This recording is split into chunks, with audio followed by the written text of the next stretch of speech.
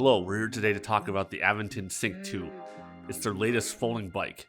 The Aventon Sinch 2 has a torque sensor, front suspension, a 500 watt motor, and a 48 volt 14 amp hour battery. It retails for $16.99 and you can get it directly from Aventon. They also have a large dealer network around the US that you can also get them from. Let's talk about a few things we liked about the Sinch 2. First of all, it's a fast reacting torque sensor that gives it a really smooth, natural feel. The folding ability lets you store it in a small space or fit it in the back of some SUVs and trucks. The wide tires make it easy to ride with good traction on a lot of surfaces, and it can be easily adjusted to fit a wide range of riders from people as low as 5 feet to people above 6 feet. Let's talk about a few things we didn't like. The folding mechanism is really stiff and it's not that easy to use. It takes a lot of effort to fold the bike. It weighs almost 70 pounds. Many people will need help if they need to pick it up or store it or load it into something. The Aventon branded derailleur is just kind of a bit clunky and hard to adjust. The bike frame is really stiff and the suspension seat post will really make the ride a lot more comfortable. Just a quick note, please remember to hit the like and subscribe button. Let's talk about some basic specs of the Sinch 2. It has a max speed of 26 miles per hour. It has a range of up to 55 miles. The max rider weight of 300 pounds. The folded size is 35 by 28 by 31 inches. It weighs in at 68 pounds. It's got a 500 watt motor,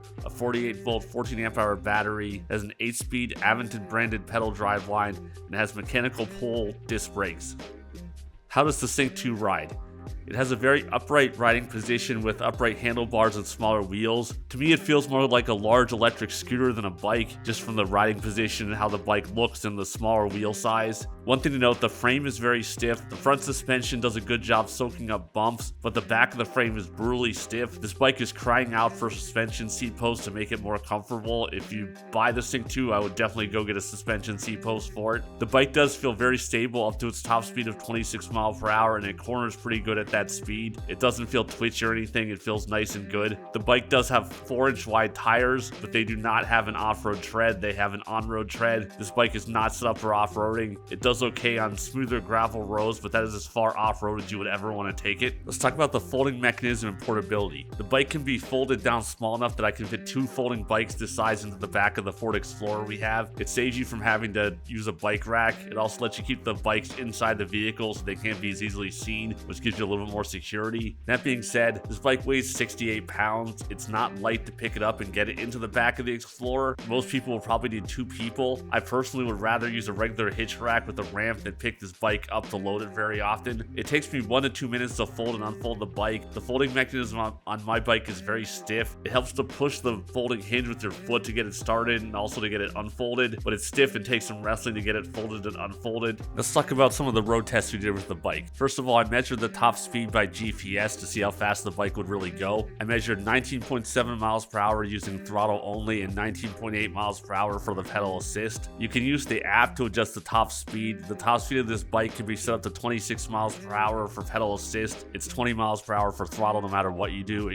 but it cannot be set to 28 miles per hour. It's probably due to the smaller wheel size and overall general handling of the folding bike. I measured the speed with this setting at 24.7 miles per hour, so not quite 26, but not too far off. Like most other Aventon torque sensor bikes, you have to pedal really hard to go anything over 20 miles per hour. So, to go 25, 26, you've got to kind of pedal like a madman with it to get to that speed. And it's not like a cadence sensor bike that will kind of just let you effortlessly pedal up to that speed. Next, I did a range test. I took the bike out on a ride from my house out to a nearby lake. It has some fairly steep hills along the way. I do the ride at 15 miles per hour, as close to it as I can, and use a 250-pound rider. So this represents more real world how far you'll really get with this bike than a 10 mile per hour ride with a 100-pound rider or something. With the Sinch 2, I was able to go 35.8 miles per hour using pedal assist. I kind of expected a bit more because the Aventon Level 2 has a similar size battery motor and I got 9 mile more range out of it than I got with the Sinch 2.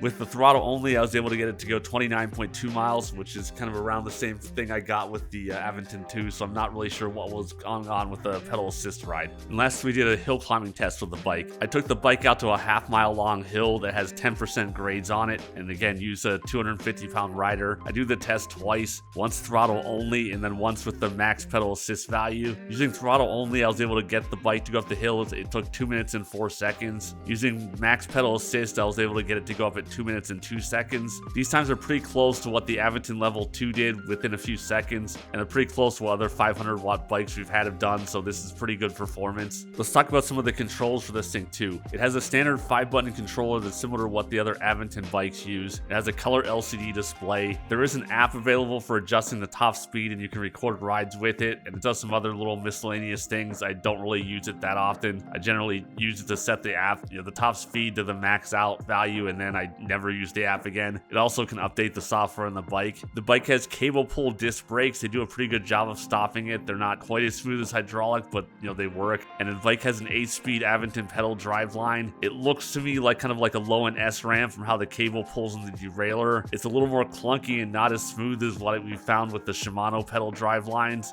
I've tried several times to adjust the rear derailleur to get it to operate a little bit smoother, and it just doesn't quite shift smooth no matter what I do with it. Let's talk about the assembly for the bike. This bike comes fully assembled and folded in the large square box. You don't have to actually do any assembly with it. It's just take it out of the box, take the unpackaging off, charge the battery, and you're ready to go. So who is this bike for? The Sync 2 is for someone who wants a folding bike for storage or for putting in the back of their car. You prefer the smoothness of a torque sensor, and you don't mind the weight of the bike or having to have someone help you pick it up, and you also don't need to go really fast because it can't go 28 miles per hour. Who is this bike not for? This bike is not for someone who wants to effortlessly ride fast at class 3 speeds up to 28 miles per hour. The bike just won't go that fast with a 26 mile per hour top speed, and the torque sensor means you have to put in a lot of effort to go higher speeds. This bike is not for someone who can't pick up heavy objects if you want to load it into an SUV on a regular basis, or you need to pick it up somewhere to store. So would we recommend the Sync 2? The Sync 2 would be good for someone who wants a torque sensor folding bike. I personally don't like the 68 pounds the bike weighs and would not buy this for myself because frankly a folding bike should be light and easy to transport, and I think anything above 50 pounds is not. So I personally would not buy this bike for me, but for the right person who likes folding bikes and doesn't mind the weight, this would be a very good bike. Thanks for watching. Please hit the like and subscribe before you go if you found this helpful.